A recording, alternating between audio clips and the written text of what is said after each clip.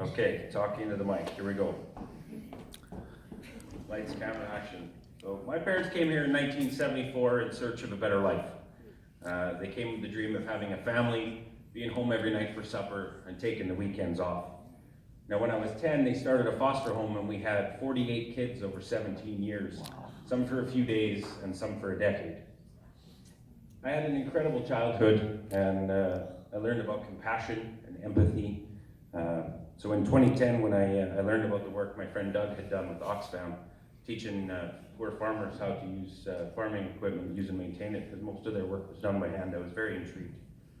Now, Nicaragua is a very small country in Central America, but they have almost twice as many people as Alberta, yet their total production is only about 4% of what we do in Alberta, so they're the second poorest country in the Western Hemisphere next to Haiti.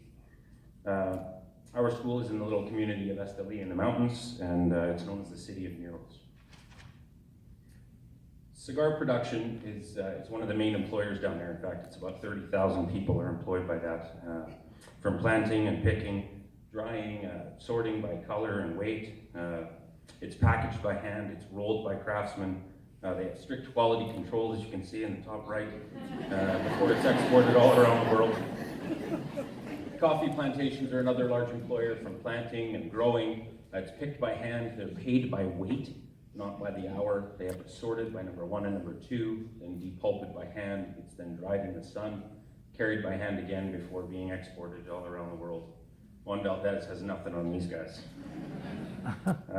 Just like my parents, Nicaraguan people have similar dreams and goals. They think about survival, family, church, and hope.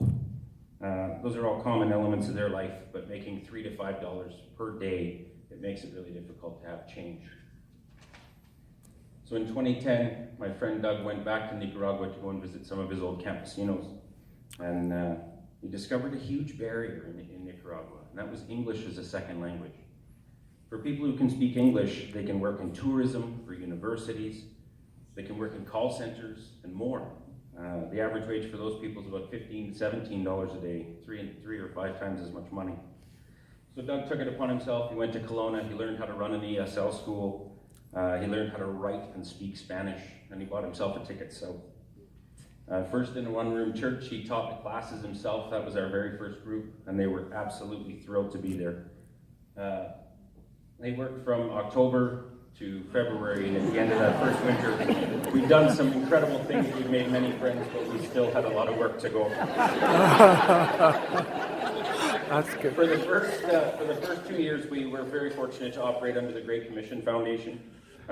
Because we were in a church, we fit into their mandate, but that allowed us to run some of the expenses through on a charitable basis so we could make some donations and get money actually to Nicaragua, which is very difficult to do.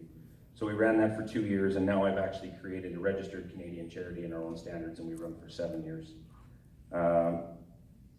We're going from there. So myself and Paul McKenzie joined the board in 2011, and have gone from there.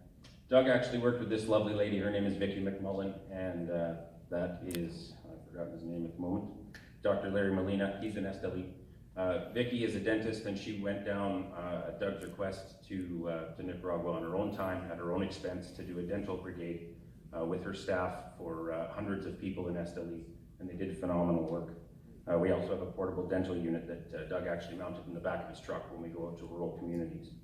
This was our first graduating classroom, and those pieces of paper are worth everything to a lot of folks down there because they mean the world of difference for those folks down there. They actually formed their own conversation groups in addition to the classes. Aside from the dental brigades, we also have medical brigades that go down there, and we've had people from Washington State, Virginia, Massachusetts, I'm forgetting them all, Michigan. There's people from all over North America who have gone down to help these wonderful folks. This is a typical lineup, and that's the typical waiting room of what we find down there.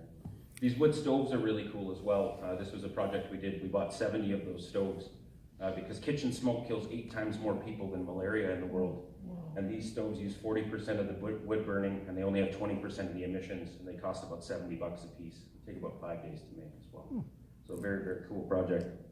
We partnered with Rotary International because seniors and indigent down there, basically they're dropped off at a senior's home called Santa Lucia, and they're basically left because their families can't afford to keep them. So The bathroom and kitchen facilities here were totally downgraded, and so Doug convinced Rotary to part with a few bucks. Thank you, Rotary.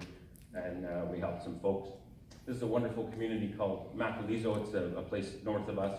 This community had absolutely nothing. We built them a school, we provided bathrooms, we provided a water well, we provided all kinds of things. And the rains can be so torrential there, sometimes you can't even drive in. So Doug's physically had to carry things in from a few miles before the community.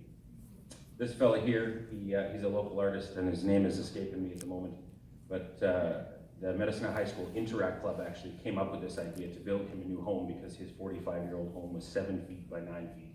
It was in total disrepair. So they had to haul everything in by hand. That's Doug carrying the generator in, and they built him a steel house, which will last for a long time.